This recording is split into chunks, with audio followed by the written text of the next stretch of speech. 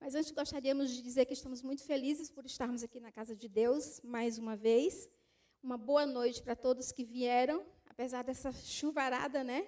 Foi meio que, eu estava pensando, a gente vai falar sobre as muralhas de Jericó, mas parecia um dilúvio. E nós estamos muito felizes por você ter conseguido passar por tudo isso e estar aqui. Estamos muito felizes também por vocês que estão em casa, nos acompanhando, que o Senhor possa nos agraciar com essa mensagem e que possamos sair daqui, sair dos nossos lares também, com o nosso coração transformado. O Ministério da Mulher, ele é um departamento muito importante, como todos os departamentos da igreja. E usa de toda quarta-feira, a última quarta-feira do mês, como quarta-feira do poder. Na quarta-feira, nós temos o hábito de vir para a igreja, pedir as nossas orações, os nossos agradecimentos, e na quarta-feira do poder, nós intensificamos ainda mais, né? Parece que nós saímos de casa assim, revigoradas de poder. E não só as mulheres, por ser um ministério da mulher, mas não é só as mulheres. Nós temos os homens aqui também cobertos de poderes através da oração. E hoje nós vamos meditar numa história muito interessante, que eu gostaria de compartilhar com vocês. Deixa eu ver se volta. Aqui. O título da mensagem que nós vamos trabalhar hoje é Cuidado, muralha à frente. Toda vez que nós ouvimos essa palavra, esse alerta de cuidado, nós já entendemos que tem alguma coisa à frente que nós precisamos mensurar de que maneira nós vamos agir. E todos nós enfrentamos muralhas. A Jussara está enfrentando uma muralha, a família enfrentando uma muralha, a igreja, por consequência, está enfrentando uma muralha. É um exército de mulheres intercedendo por ela, para que Deus possa fazer o milagre na vida dela e na vida da família. E todos os outros pedidos que aqui também foram feitos são situações que nós podemos denominar como muralhas que acontecem na nossa vida espiritual.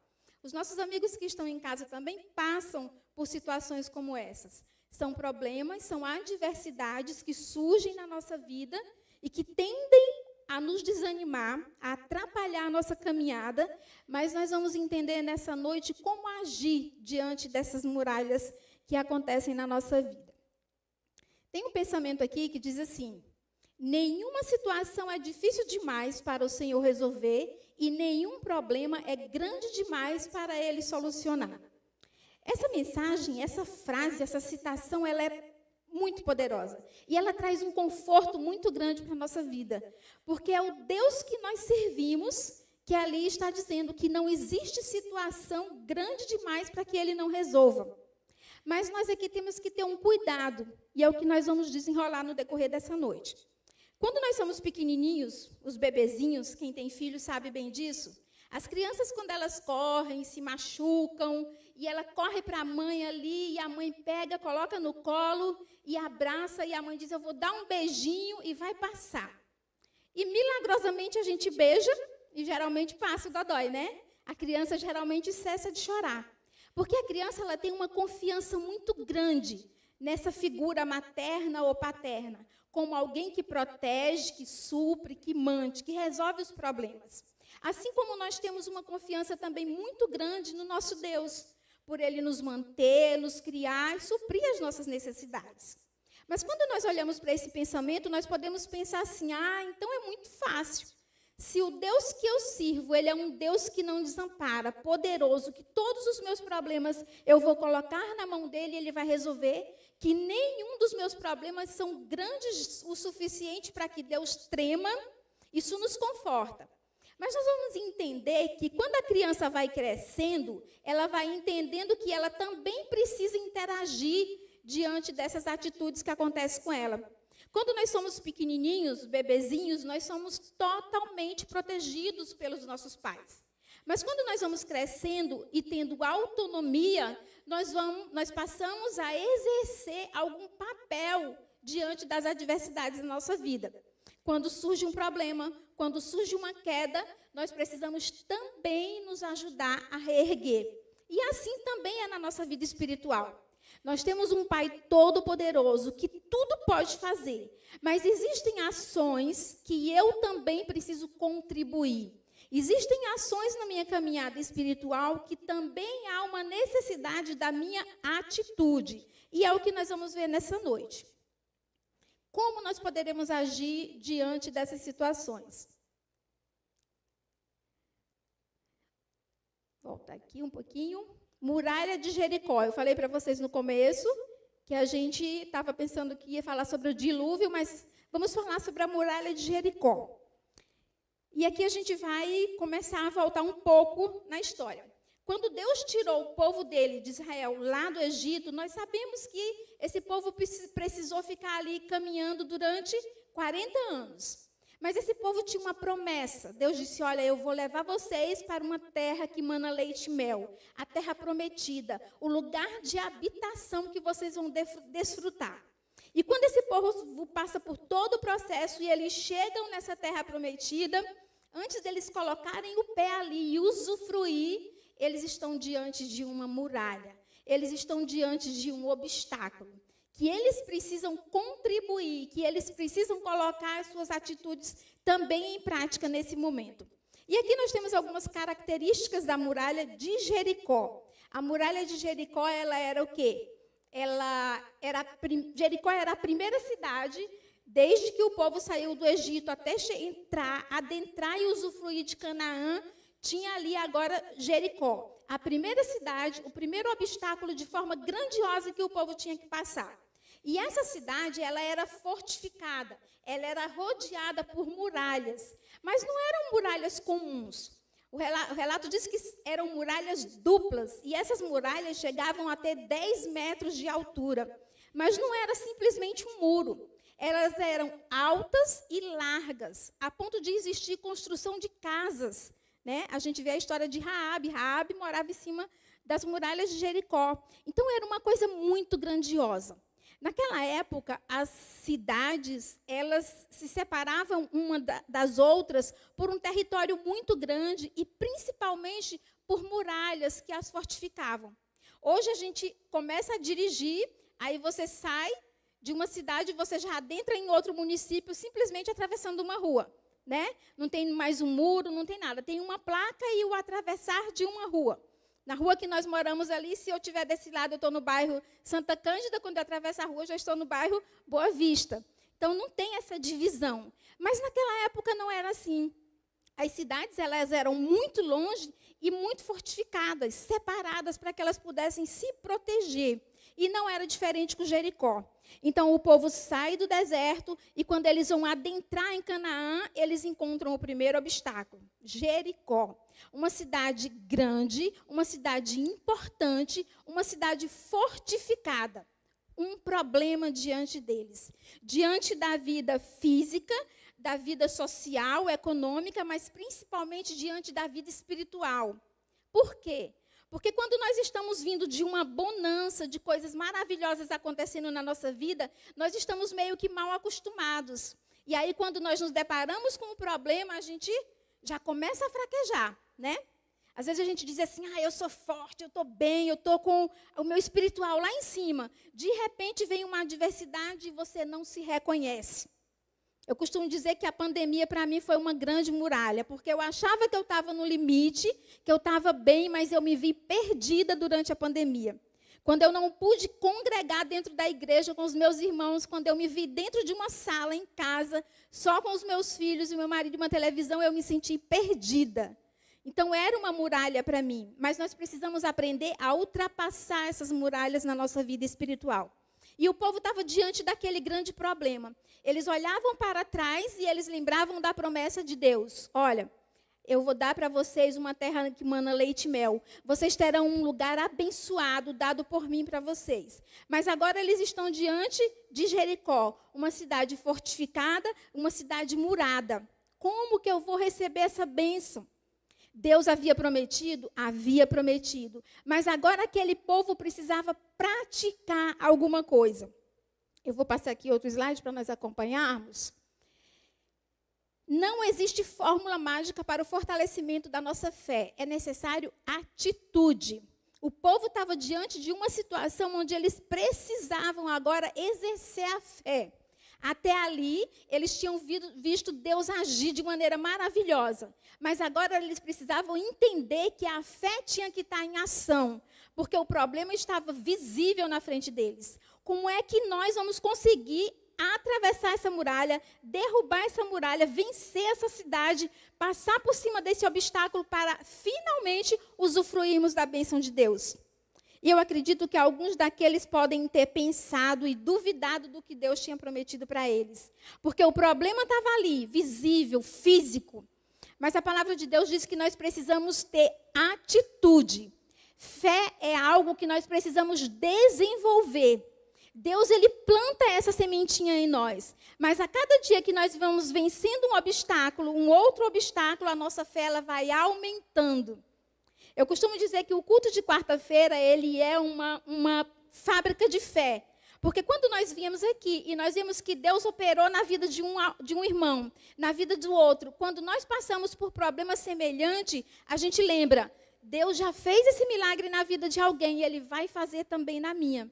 Então, a fé, ela precisa ser exercitada. Mas exercitada como? Agindo, com atitude. Não adianta eu simplesmente vestir uma camisa da fé, eu tenho fé, eu creio, meu relacionamento com Deus é top. Não, eu preciso agir. Tem momentos na nossa vida espiritual que nós precisamos agir. Não simplesmente ficar sentados esperando, mas agir. E foi o que o povo precisou aprender naquele momento.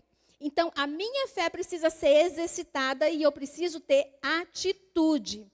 Olha esse pensamento de Philip Brooks. Ele escreveu assim: não orem pedindo uma vida fácil, antes orem para ser homens e mulheres melhores. Não orem pedindo tarefas à altura de suas forças, antes orem por forças à altura de suas tarefas. Muitas vezes a gente ora, Senhor, tira os problemas, me livra disso, me livra daquilo. Mas nós precisamos entender que nós estamos num processo. E esse processo, ele existe lapidação, podação. Às vezes nós precisamos passar por problemas difíceis para que saiamos mais fortalecidos. Recentemente, lá na Igreja do Boa Vista, a gente estava pregando sobre milagre, que é algo que nós estamos pedindo que Deus faça na vida da Jussara e na vida de outros irmãos também, alguns que estão em casa, outros que estão aqui. Mas nós precisamos entender que, às vezes, o milagre ele é um processo. Antes de chegar ao milagre almejado, algumas coisas vão acontecendo no decorrer disso. E essas coisas que vão acontecendo são milagres. O irmão da Jussara está aqui conosco hoje e é um milagre de Deus, é uma bênção. Acredito que ela deve estar feliz por saber que o irmão dela está aqui visitando a casa de Deus. Então, nós precisamos entender que eu não preciso pedir para que eu não tenha problemas, mas para que diante dos problemas eu tenha força suficiente. Não para recuar, mas para ultrapassar. Deixando claro que essa força não vem de mim, essa força não é eu que tenho, é Deus que dá. Mas Deus, ele dá a força para que você execute a tarefa necessária. O que mais que precisa acontecer nesse processo? Nós precisamos ter atitudes. Então, quando estava no período ali, diante da muralha, o que é que nós vamos fazer? Nós precisamos ter 3 atitudes. E essas 3 atitudes foram atitudes que Deus pediu para o povo dele naquele momento. A primeira atitude, antes da batalha, consagrar-nos ao Senhor. Sempre que tiver um obstáculo, uma adversidade à minha frente, seja ela no âmbito educacional, no âmbito da saúde, financeiro, eu tenho que me consagrar ao Senhor para que eu possa ter forças e resolver essa situação de acordo com a vontade de Deus. E naquele período ali, o povo foi chamado a se consagrar a Deus. E aí a gente vai à Bíblia. Até parece que nós não íamos ler, né? Vamos lá, Josué capítulo 5, versículo 2. Josué capítulo 5, versículo 2. Nós vamos entender um pouco dessa consagração. O povo estava diante da muralha, diante de um problema, antes de usufruir da terra prometida de uma forma total. E o que acontece? Deus chama Josué e Deus fala com ele. Versículo 2 do capítulo 5 diz assim: naquele tempo o Senhor disse a Josué: faça facas de pedra e passe de novo a circuncidar os filhos de Israel. A circuncisão, nesse momento aqui, era uma forma de consagração. Consagração significa retirar e dedicar a alguém, a um ser divino. Então Deus pediu que Josué consagrasse o povo de Israel a Deus. Separa esse povo de uma maneira física e espiritual.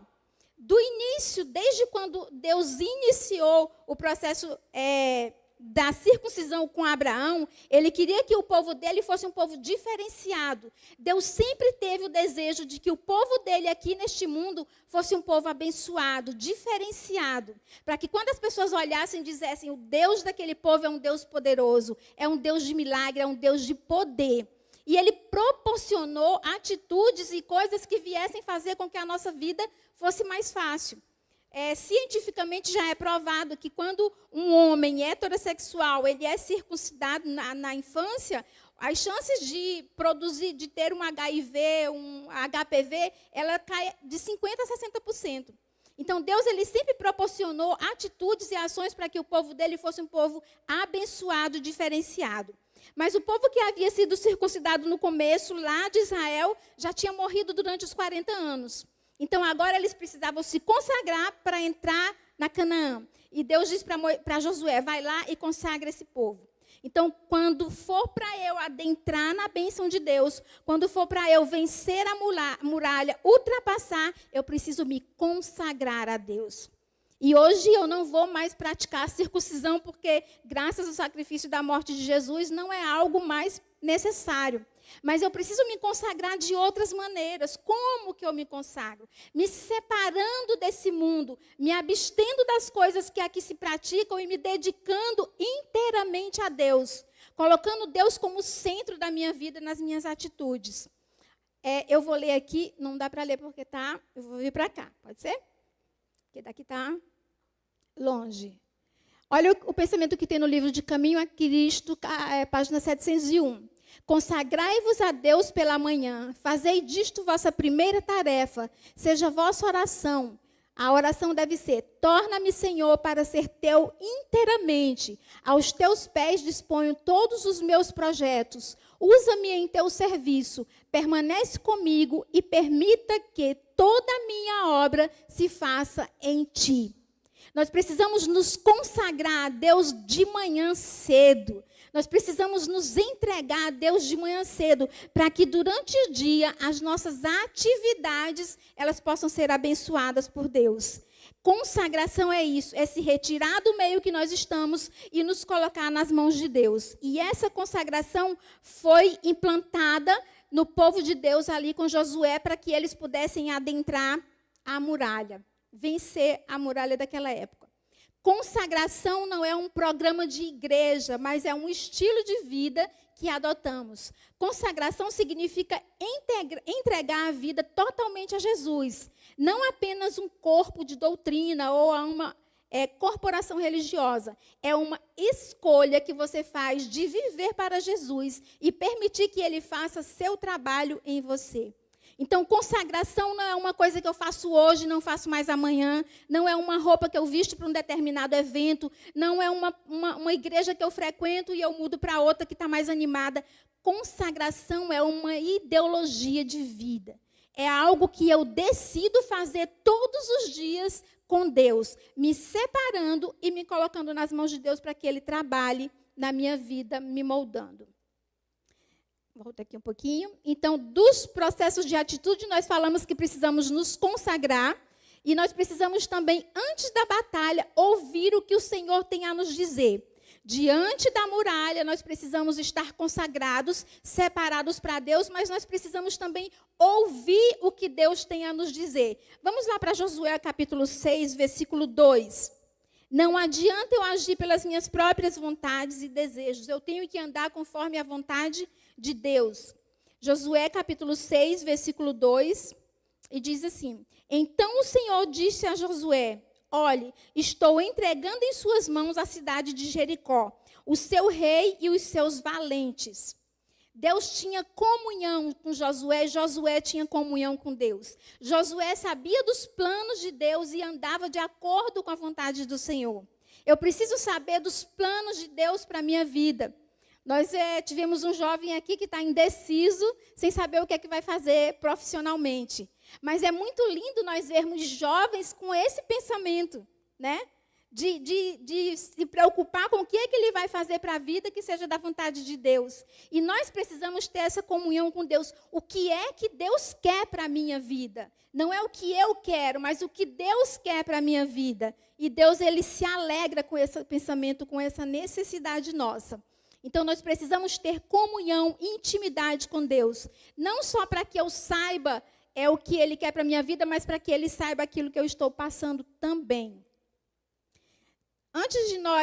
Depois que nós nos consagramos, depois que nós ouvimos a vontade de Deus, nós precisamos o quê? Durante a batalha, seguir as estratégias do Senhor. E esse trecho aqui, ele é muito importante para a nossa vida e muito propício para os dias de hoje. Como é que eu vou seguir as estratégias de Deus? Eu sei que Deus tem uma bênção, entrar em Canaã, mas eu estou diante de uma muralha, um obstáculo. Mas eu sei que Deus tem uma promessa. O que eu vou fazer? Ter comunhão com Deus e ouvir o que Deus quer que eu faça.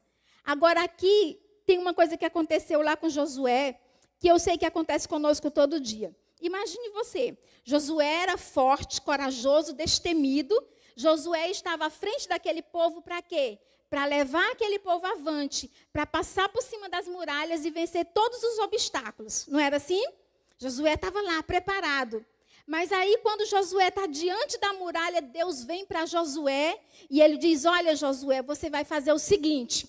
Vamos lá, Josué capítulo 6, versículo 3 e 5. São os últimos versículos e nós vamos entender a mensagem importante que temos que tirar daqui. Josué capítulo 6, versículo 3 ao 5.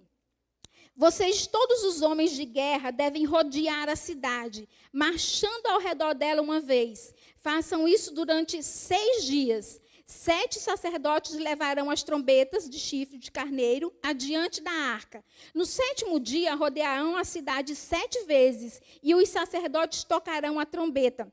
Quando eles tocarem longamente as trombetas de chifre de carneiro, e vocês ouvirem o som dela, todo o povo gritará bem alto, a muralha da cidade cairá e o povo subirá nela, cada qual em frente de si.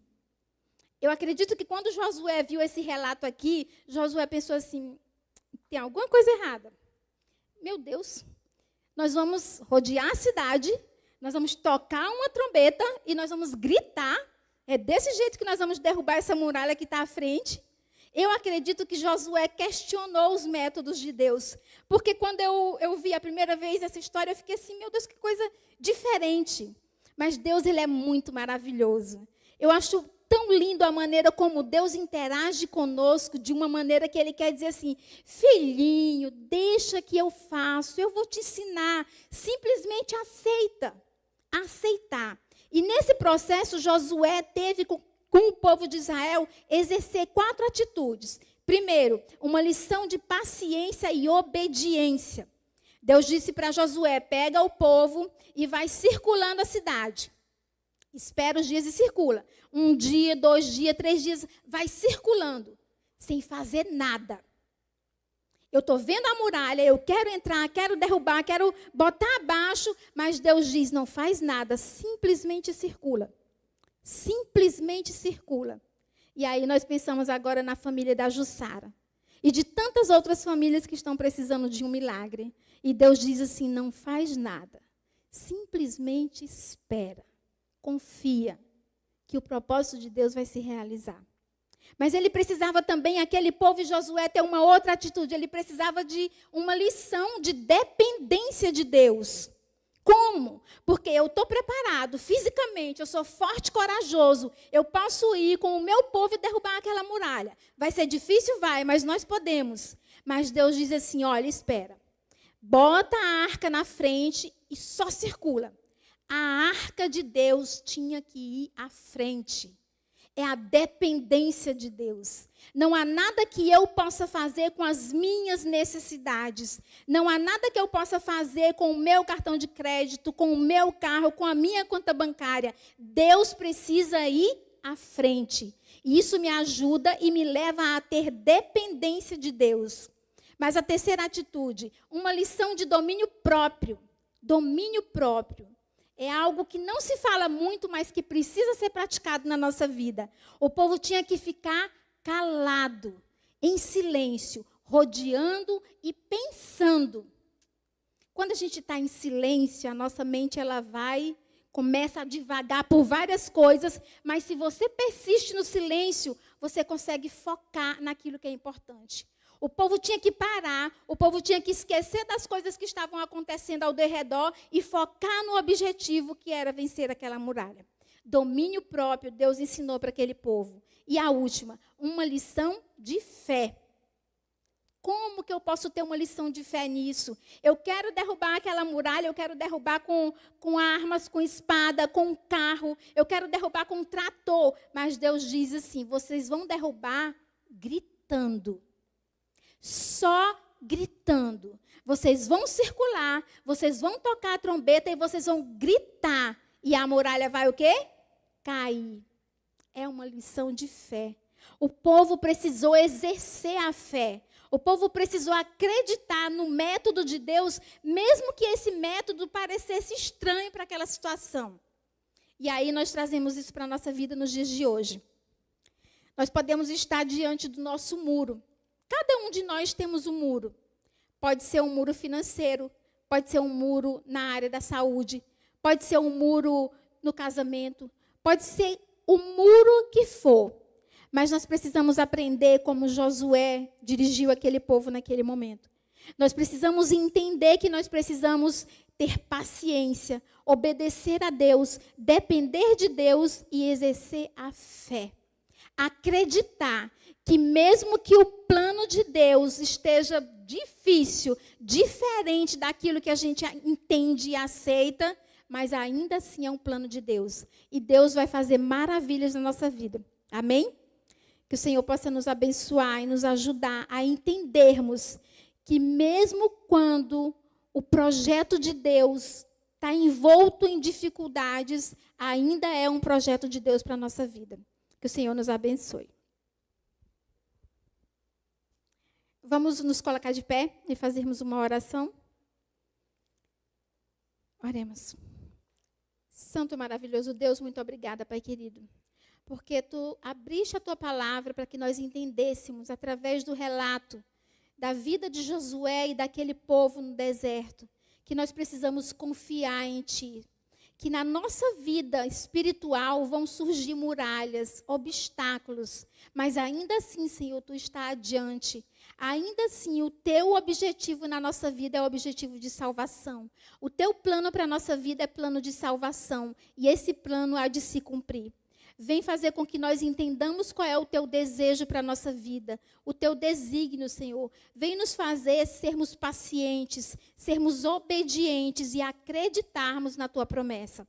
Que Tu possa, Senhor, ser com todos os pedidos que foram feitos aqui, com aqueles pedidos que foram feitos pelos nossos amigos que estão em casa. Que Tu possa estar trabalhando, Senhor, da Tua maneira, mas que Tu possa estar operando o milagre necessário para cada vida.